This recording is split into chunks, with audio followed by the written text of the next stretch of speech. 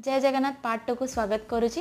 तो आम आसिक पहुँचते चंद्रगिरी यही जगह जार ना है खसड़ा। ये पहाड़ गोटे टी झरनाटी बोचे देखा सहीटा भी बहुत सुंदर लगे। तो ये टी सफा है आम जाइए सीधा जिरांग।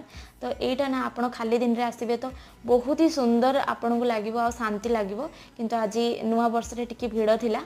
तो फूल गछ देखो बहुत सुंदर सुंदर फूल गछ थिला। माने मु यही प्रकार फूल कौटी भी देखनी किंतु 1 मिनट वीडियो सब फूल मु कैप्चर कर पारे। आउ ए मठर ना है पद्मसम मठ बिहार जहाँ को ना रे ए मठटा तैयारी होती द्वितीय बुद्ध भी कह जाऊला। आ ये मंदिर भितर गोटे बड़ बुद्धों प्रतिमा अच्छी जोटा कि सुख और शांतिर प्रतीक। आउ बहुत सुंदर लगे ये जगह देखा। एबे तो यहाँ बहुत ही बेसी डेवलपिंग कलानी। आटा तिब्बतियन मानक एरिया जोटि कि तिब्बतियन माने रही शिक्षा ग्रहण करती।